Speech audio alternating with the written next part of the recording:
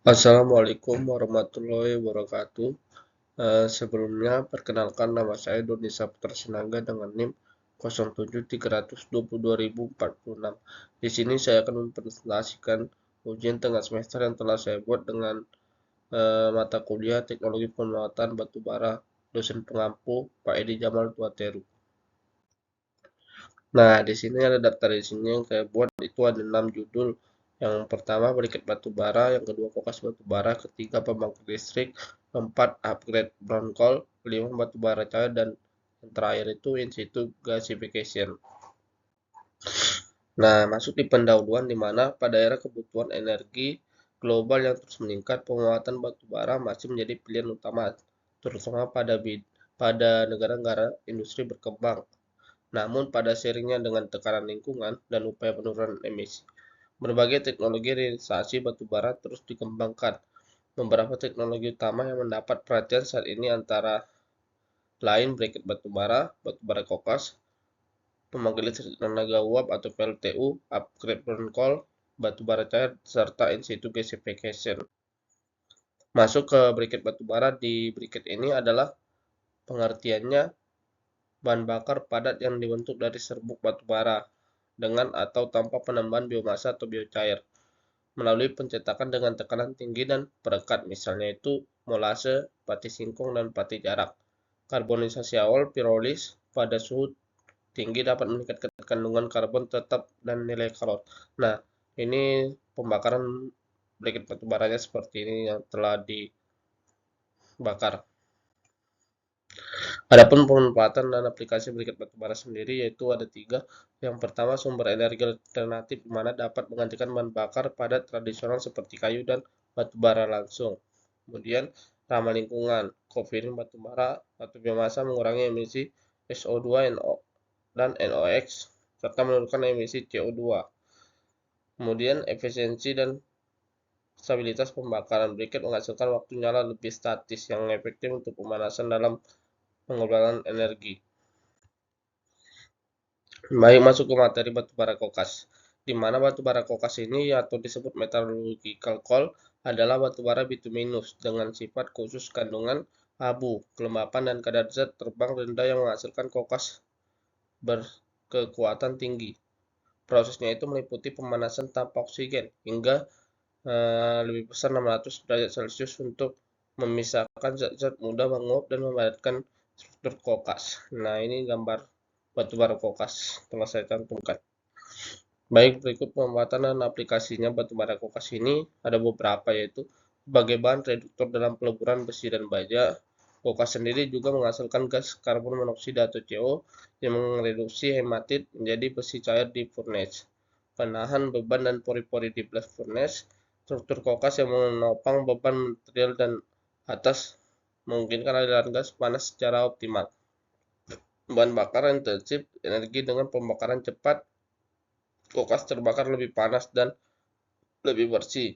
Sumber hidrogen metanol dan terakhir kontribusi pada efisiensi dan emisi rendah. Nah, di sini ada PLTU juga serta manfaatnya, di mana PLTU itu merupakan salah satu bentuk pembangkit listrik yang paling banyak digunakan di Indonesia, di mana batu bara digunakan sebagai bahan bakar utama.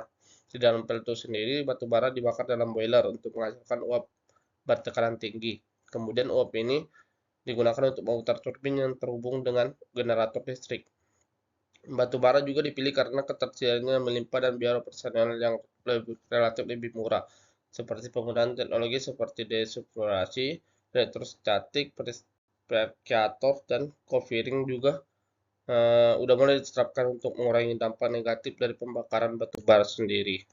Kemudian upgrade brown coal atau UBC dan pemuatan batu baranya, di mana UBC merupakan salah satu inovasi teknologi dalam meningkatkan kualitas batu bara muda atau lignit yang memiliki kadar air dan nilai kalori rendah. Jadi kadar airnya tinggi dan nilai kalorinya rendah. Melalui proses UBC ini, batu bara dikeringkan dan didapatkan menggunakan pelarut minyak dan tekanan tertentu sehingga menghasilkan batu bara dan kadar air lebih rendah dan nilai kalor lebih tinggi. Dengan UBC, batu bara yang sebelumnya kurang ekonomis dapat diubah menjadi bahan bakar yang lebih bersih dan bernilai tinggi, baik sebagai pembangkit listrik maupun industri manufaktur. Selain itu, proses VBT juga membantu mengurangi emisi gas rumah kaca dan sisa pembakaran sehingga lebih ramah lingkungan dibanding pembakaran langsung batu bara mentah. Nah, oleh sebab itu, pengembangan teknologi VBT menjadi langkah strategi dalam mendukung transisi energi yang efisien dan berkelanjutan di sektor batu baranya sendiri. Kemudian batu bara cair dan pemanfaatannya. Batu bara cair ini terdapat dari hasil konversi batu bara padat menjadi bahan bakar cair seperti diesel dan bensin. Melalui proses liquefaction, teknologi ini juga dapat bermanfaat sebagai alternatif pengganti BBM fosil, terutama di negara dengan cadangan batu bara besar seperti di Indonesia. Selain itu juga digunakan untuk transportasi. Batu bara cair juga dimanfaatkan dalam industri petrokimia.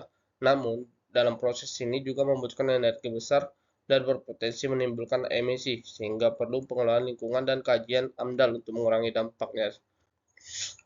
Kemudian, gasifikasi in situ atau ESG dan pembuatannya, di mana ESG adalah teknologi yang mengubah batu bara di bawah tanah menjadi gas tanpa perlu ditambang. Jadi proses ini juga dilakukan dengan dia menyuntikkan oksigen dan uap ke dalam lapisan batu bara, kemudian memanaskannya hingga menghasilkan gas sintesis atau syngas. Kemudian gas ini digunakan untuk pembangkit listrik, bahan bakar industri, atau diolah menjadi BBM. ESG mengurangi kerusakan lahan dan limbah, namun ada juga resikonya sendiri, yaitu mencemari air tanah sehingga perlu pengawasan ketat dan kajian AMDAL-nya. Baik, setelah saya ini buat PPT-nya, saya juga menyimpulkan bahwa di dalam isinya itu tersebut PPT ini batu bara memiliki berbagai bentuk pemanfaatan, mulai dari padat, cair, hingga gas. Berikut batu bara yang dicampur biomasa seperti bambu terbukti ramah lingkungan dan berkualitas tinggi. Dalam industri baja, batu bara kokas digunakan untuk menghasilkan kokas karena kandungan karbonnya yang tinggi. Batu bara juga menjadi bahan bakar utama PLTU meski berdampak lingkungannya. Tetapi untuk meningkatkan kualitas batu bara mudah digunakan proses VBC yang menurunkan kadar air dan menaikkan nilai kalor. Teknologi pyrolis mengubah batu bara menjadi bahan bakar cair dan produk kimia, sedangkan gasifikasi in situ mengubah batu bara langsung di produk kimia langsung di bawah tanah menjadi gas sintesis tanpa penambangan dan menawarkan efisiensi tinggi dan emisi lebih rendah. Dan inovasi-inovasi ini meningkatkan nilai guna batu bara secara berkelanjutan. Nah, berikut daftar pustaka yang telah saya buat untuk referensinya. Ada 5. Nah, sekian presentasi dari saya. Apabila ada salah kata, saya mohon maaf. Saya akhiri wabillahi taufiq hidayah. Wassalamualaikum warahmatullahi wabarakatuh.